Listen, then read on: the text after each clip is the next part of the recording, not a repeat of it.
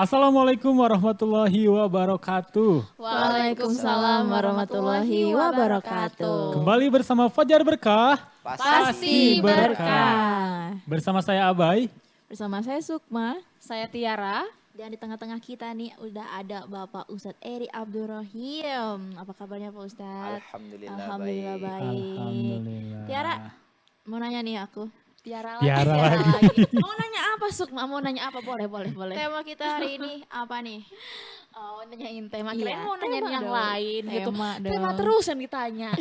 Kamu mau ditanya apa emang? Iya betul. Ya, gak Uang. usah sih. Oh, uang kebetulan gak ada. Oke nih pemirsa, jadi pada episode kali ini kita akan membahas mengenai berbisnis sesuai ajaran Islam. Waduh, ini menarik nih. Jangan sampai ketinggalan nih. Jangan sampai ini Betul mah. banget, apalagi untuk orang-orang yang mau mulai berbisnis sesuai Ya, dengan ajaran Islam. betul. Nah Pak Ustadz, berbisnis dengan sesuai ajaran Islam itu seperti apa Pak Ustadz? Iya. Berbisnis itu sebetulnya adalah salah satu kebiasaan orang-orang terdahulu ya, orang-orang beriman dan bertakwa terdahulu. Kalau kita lihat contoh suri tauladan kita yaitu Rasulullah ya. Rasulullah ini kan sebagai suri tauladan atau anutan bagi umat Islam gitu ya. Apapun yang mau kita lakukan, bercontohlah kepada Rasulullah termasuk dalam usaha dan bisnis. Kalau kita lihat sejarah bagaimana besarnya Rasulullah SAW, beliau itu dididik dengan berniaga atau berbisnis. Bahkan Rasulullah itu sampai menjadi salah satu pengusaha bukan hanya selingkupnya kota saja, kota Mekah, tapi Rasulullah SAW itu sampai ke negeri Syam untuk melakukan perdagangan, sehingga beliau menjadi seorang pengusaha yang sukses. Iya, Begitu iya. juga kesuksesan Rasulullah SAW ini diikuti oleh para sahabat yang mulia yang lainnya. Kalau kita melihat orang sahabat yang paling mulia, jajaran paling atas itu kan ada Abu Bakar As-Siddiq, Umar bin Khattab, Utsman bin Affan, Ali bin Abi Thalib. Dan mereka itu rata-rata adalah para pedagang, para pebisnis. Maka kalau kita melakukan bisnis atau kita jualan atau kita usaha dengan niat untuk mendapatkan keridhaan Allah Subhanahu wa taala, dengan niat agar nanti harta yang kita dapatkan itu bisa untuk menguatkan perjuangan Islam, maka ada nilai pahala di situ. Banyak sekali kebaikan-kebaikan dalam perniagaan. Banyak sekali kebaikan-kebaikan yang bisa kita dapatkan dari bisnis yang kita lakukan. Asalkan bisnis kita itu berjalan tidak menyerempet hal yang diharamkan oleh Allah Subhanahu wa taala. Seperti itu. Seperti itu. Nah tadi menyinggung yang diharamkan. Nah memang Iya. apa Pak Ustadz yang diharamkan Pak Ustadz? Iya. Ih, Perniagaan betul. yang diharamkan itu kan adalah perniagaan-perniagaan yang di dalamnya ada unsur riba. Unsur riba itu gimana? Kita menjual, misalkan meminjamkan uang, misalkan 100.000 tapi harus dikembalikan dengan tambahan 5%. Jadi ada unsur riba. Atau kita memulai usahanya dengan cara meminjam uang riba, datang ke rentenir, kemudian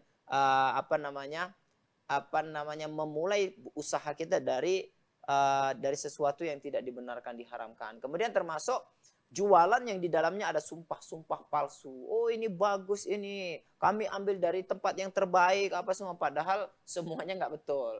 Jadi sumpah-sumpah palsu. Kemudian di dalamnya ada kedustaan, di dalamnya ada kecurangan. Contohnya dalam ukuran timbangan gitu ya. Kita nimbang 10 kilo dikurangin jadi 9,5 kilo gitu, dikurangi setengah kilo. Dan ini merupakan sebuah kebiasaan para pedagang yang dianggap biasa, yaitu mengurangi takaran. Makanya Rasulullah SAW itu mengajarkan. Dulu para sahabat datang kepada Rasulullah, kemudian mengadu, ya Rasulullah, kami kalah berdagang sama orang Yahudi. Karena di pasar Yahudi itu mereka untungnya banyak. Kalau orang beli 10 kilo, mereka hanya kasih di dalam timbangan itu 9,5 kilo. Jadi mereka untung setengah kilo dia kan. Harusnya beli 10 kilo dikasih 9,5 kilo gitu ya. Dia untung 0,5 ya, setengah kilo gitu ya. Maka sedangkan kami orang beli 10 kilo, kami kasih 10 kilo ya Rasulullah. Jadi keuntungan mereka lebih besar dari keuntungan kami. Kata Rasulullah SAW, salah niaga kamu seperti itu. Niaga yang benar yang diridhoi oleh Allah Subhanahu wa taala, kalau orang beli 10 kilo, kasih dia 10 kilo setengah. Jadi ditambah, bukan bukan Dikurangin. bukan sesuai. Kalau orang beli 10 kilo kita kasih 10 kilo, apalagi dikurangin. Tapi harusnya kalau orang Islam, orang beriman jualan, belinya 10 kilo, kasih 10 kilo setengah. Maka dipraktekkan oleh para sahabat.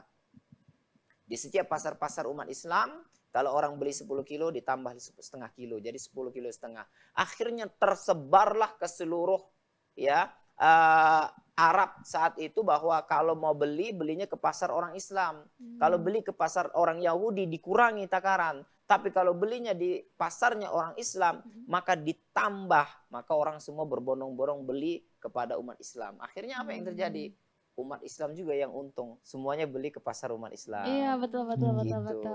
Tapi Pak Ustadz kalau misalkan kita ngomongin riba ya, Iya. kayaknya kalau di zaman sekarang segala sesuatu itu pasti berkaitan dengan riba Pak Ustadz. Usaha Betul. apapun, maksudnya nggak semua, tapi memang tidak bisa lepas gitu dari Pada yang namanya akhirnya. riba. Pada Pada akhirnya akhirnya Tetap seperti itu. keserempet bunga-bunga riba. Iya, Betul. iya, pasti. Iya, betul. Betul kan?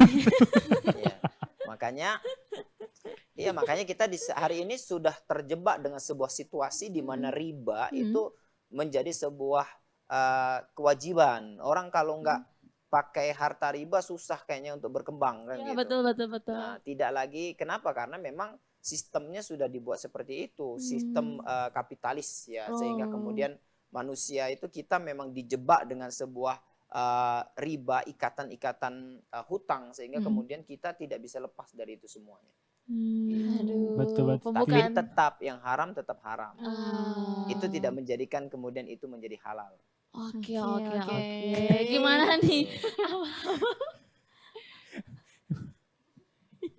Iya, jadi makanya dalam perniagaan ini harus ada ilmunya, harus belajar. Betul. Jangan cuman modal semangat, saya mau sukses, kemudian Betul, Ustaz. mengambil cara-cara yang singkat pengen cepat Waduh. kaya. Waduh, jangan ya, jangan Jangan seperti abai. itu, jangan seperti itu pokoknya. Nah pemirsa, baru pembukaan aja kita udah ngomongin hal-hal berat, tapi riba memang banyak banget di sekitar kita yang nggak disadari bahkan ya. Aduh, jadi pemirsa terus ya saksikan, jangan dulu kemana-mana karena pembahasan kita bakalan menarik banget. Betul banget. Tetap bersama Fajar Bekah, Pasti berkah.